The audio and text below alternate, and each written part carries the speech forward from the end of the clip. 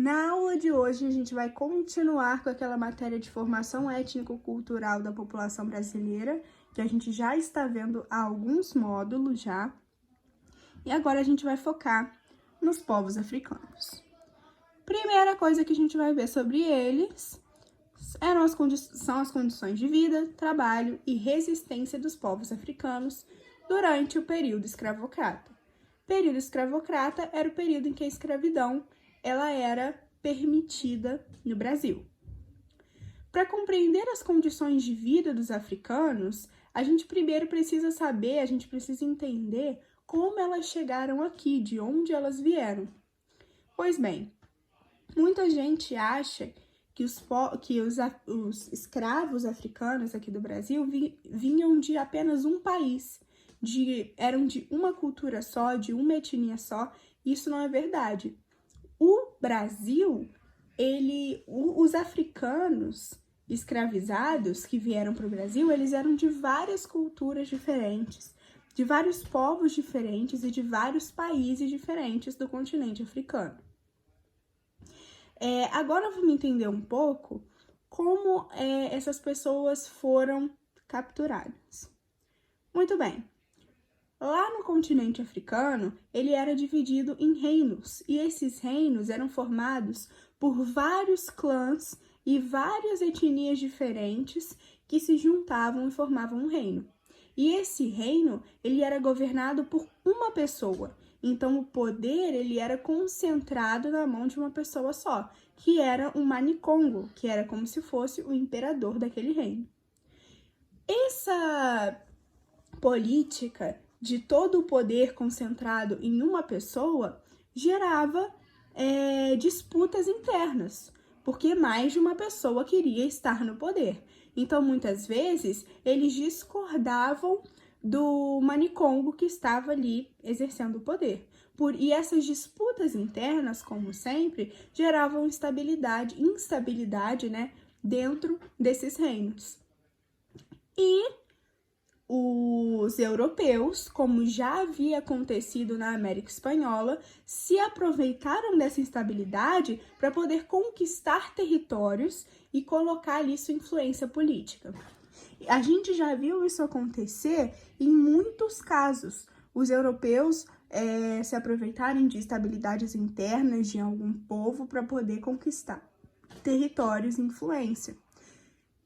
Por exemplo, na América Espanhola, no caso dos astecas, em que os europeus aproveitavam ali as disputas internas, as inimizades com o reino asteca.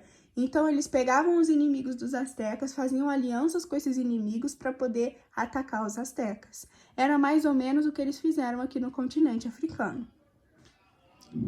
Duas regiões da África foram mais atingidas pelo tráfico intercontinental de escravizados: a África Ocidental e a África Central. Juntas, elas foram responsáveis por cerca de 80% da mão de obra removida do continente. Além dos portugueses, também participaram ativamente desse tráfico de escravizados, os franceses, que transportavam grandes grupos para o Haiti, e os ingleses, que levaram boa parte dessas pessoas para as 13 colônias, o atual Estados Unidos. Com destino ao Brasil, havia 4 rotas principais. Uma delas foi o percurso Amazônia-Guiné-Bissau, realizado pela Companhia Geral de Comércio do Grão-Pará e Maranhão. Criada pelo Marquês de Pombal, era uma rota que se iniciava em Portugal, seguia para o território de Guiné-Bissau, onde os escravizados eles embarcavam. Então eles partiam de Portugal, iam para a África, lá em Guiné-Bissau, pegavam esses escravizados, capturavam esses escravizados e de lá partiam rumo a São Luís, Belém, aqui no Brasil. A segunda rota ligava o Pernambuco até Angola e ao Golfo da Guiné, por intermédio da Companhia Geral de Pernambuco e Paraíba. Então, a Companhia Geral de Pernambuco e Paraíba, que cuidava ali do comércio, ela desenvolveu essa rota que ligava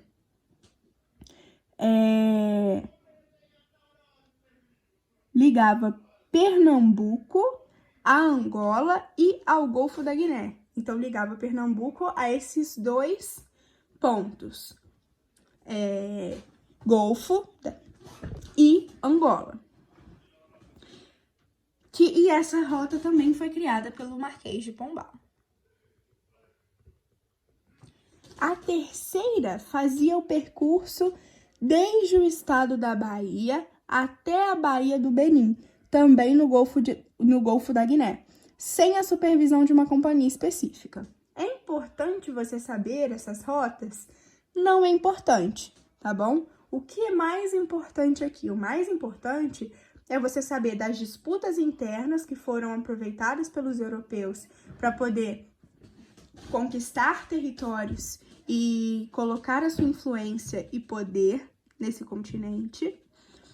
E também é importante você saber que os capturados, escravizados, não eram de um país só, e sim de vários países e de vários povos e de várias etnias diferentes. Isso é o mais importante, tá? Saber os trechos e os caminhos por onde eles vieram não é tão importante. Mas aqui a gente tem, um mapa com as principais rotas de comércio de africanos escravizados entre a África e o Brasil. Note que a maioria dos africanos escravizados tinha origem em dois grandes grupos étnicos, de acordo com as suas ligações culturais, linguísticas, geográficas e parentescos. Então, por mais que eles viessem de várias culturas, povos, etnias diferentes, haviam dois principais em que a maioria ali dos africanos vinha. Aqui a gente tem as setas mostrando as rotas. Aqui a gente tem a que liga Moçambique ao Rio de Janeiro. Aqui a gente tem que liga Banguela ao Rio de Janeiro e a Salvador. Aqui São Jorge da Mina a Salvador. Aqui Cabo Verde a Salvador e São Luís. Então, olha só, esses aqui são os principais trechos de tráfego entre Brasil e África. Do total de escravizados que chegaram ao Brasil, 25% eram sudaneses, que foram direcionados para o Nordeste, e 75% eram bantus, destinados ao Sudeste do país. Então, esses foram os principais grupos em que vieram, em que se originaram os africanos escravizados aqui do Brasil. Então, de novo, por mais que eles viessem de vários países, culturas e etnias diferentes, esses dois principais foram os que mais vieram para cá. Vieram não, né? Foram trazidos. Agora que a gente já entendeu de onde eles vieram e como eles vieram para cá, agora é hora da gente entender um pouco melhor sobre as condições de vida e trabalho desses africanos escravizados no Brasil. A escravidão africana foi um dos elementos que possibilitou o desenvolvimento econômico da colônia brasileira, já que a maior parte da mão de obra que atuava trabalhando nas lavouras de café ou na produção de cana-de-açúcar era mão de obra escrava. Então, essa mão de obra, foi ela que possibilitou o desenvolvimento econômico da colônia brasileira, porque foi empregada em atividades econômicas muito prósperas, como eu já falei, lavouras de café, de açúcar e também no ciclo da mineração, no ciclo do ouro. Então, durante essas três grandes atividades econômicas, que foi a mineração, a produção de açúcar e a produção de café, a mão de obra era majoritariamente escrava. Então, nisso a gente já pode entender que a mão de obra escrava foi a mão de obra que meio que colocou o Brasil de pé, que desenvolveu a economia brasileira. No Brasil, a mão de obra escravizada foi muito utilizada na região do Nordeste, nos engenhos de açúcar, onde trabalhavam até 16 horas por dia. Olha só isso, o dia tem 24 horas, a pessoa passa 16 horas trabalhando. E não recebendo nada, ainda vivendo em condições precárias. Mas também foi empregada na pecuária, na produção de tabaco e no transporte de mercadorias diversas. Por que a gente foca nos engenhos de açúcar? Porque naquele período os engenhos de açúcar eram a maior atividade econômica, a mais próspera, além do café e do ciclo do ouro, da mineração. Por sua vez, algumas mulheres escravizadas, elas também foram deslocadas para efetuar trabalhos domésticos, as chamadas mucamas, podendo servir como amas de leite. O que são amas de leite? Eram as escravas que eram obrigadas a amamentar os filhos dos seus senhores. Aqueles que não desempenhavam seu trabalho de forma satisfatória acabavam sendo punidos, inclusive com castigos físicos. Na segunda metade do século XIX, a expectativa de vida dos escravizados não ultrapassava 20 anos. Então, olha só, a expectativa de vida para um escravo era de 20 anos ali no máximo. Por quê? Condições de vida extremamente precárias, um trabalho extremamente exploratório, onde trabalhava ali até 16 horas por dia em condições horríveis, e falta de saneamento, tudo isso contribuía, e os castigos, não sei se eu já falei dos castigos físicos, tudo isso contribuía para que a expectativa de vida não passasse de 20 anos, então eles viviam ali só até 20 anos. Na atualidade, alguns municípios brasileiros ainda guardam registros da escravidão, por meio de rugosidades espaciais, como ruínas históricas e sítios arqueológicos. Aqui estão alguns exemplos, como o Pelourinho de Alcântara. Os pelourinhos eram colunas de pedra erguidas em praça pública, onde criminosos e escravizados eram castigados. E aqui, um sítio arqueológico do Cais do Valongo, remanescente do principal porto de entrada de africanos escravizados do país, no Brasil e nas Américas. É considerado o Patrimônio Mundial da Organização das Nações Unidas para a Educação, a Ciência e a Cultura, considerado pela Unesco. Então, aqui no Brasil, a gente guarda vestígios dessa escravidão. Por exemplo, esse pelourinho aqui e esse sítio arqueológico. Falaremos agora sobre as senzalas. As senzalas, elas eram locais dentro das fazendas destinadas à habitação dos escravos. Então, os escravos, eles moravam nas senzalas. Eram locais extremamente insalubres, ou seja, sem saneamento nenhum. Muitas vezes feitas de pau a pique, constantemente vigiadas pelos capitães do mato. Capitães do mato eram homens pretos ou miscigenados que eram escolhidos pelos donos da fazenda para vigiar os escravos e capturá-los em caso de fuga. Então, os escravos, eles eram alocados dentro das senzalas, eles moravam dentro das senzalas, que eram locais extremamente insalubres e impróprios. E essas senzalas eram constantemente vigiadas pelos capitães do mato, que eram homens também pretos ou miscigenados, que eram escolhidos pelos donos da fazenda para poder vigiar, para caso alguém fugisse. A base da alimentação da população era o angu, prato preparado com farinha de milho, água e sal. Os escravizados, quando não vinham a óbito em decorrência de castigos, morriam por conta do esgotamento físico, por causa das horas excessivas de trabalho, de doenças ou, em alguns casos, tiravam a própria vida. Por causa das péssimas condições de vida e do cargo psicológico que eles tinham por causa desse trabalho, por causa do tratamento.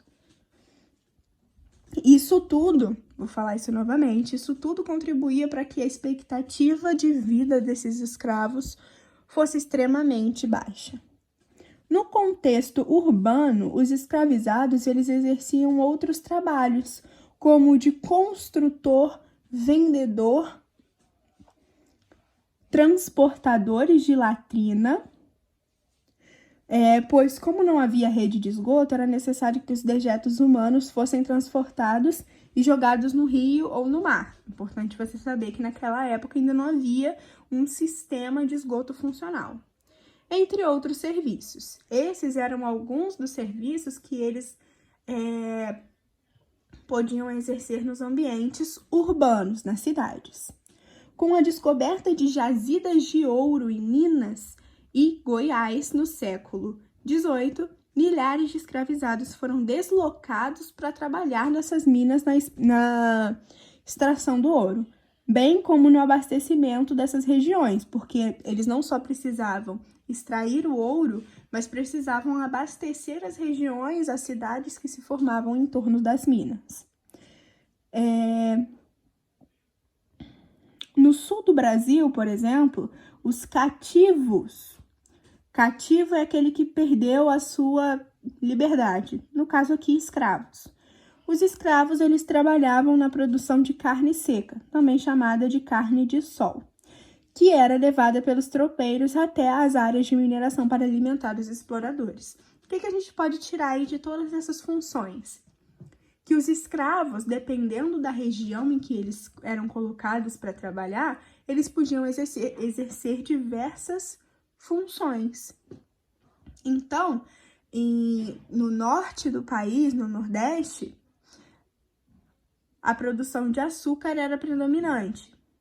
Nas cidades, eles podiam exercer outras funções. A partir do século XVIII, eles foram deslocados para o Sudeste, ali para Minas Gerais e Goiás, para poder trabalhar no ciclo do ouro. Então, mudando períodos e na mudança de períodos históricos e também de regiões, eles exerciam diversas funções.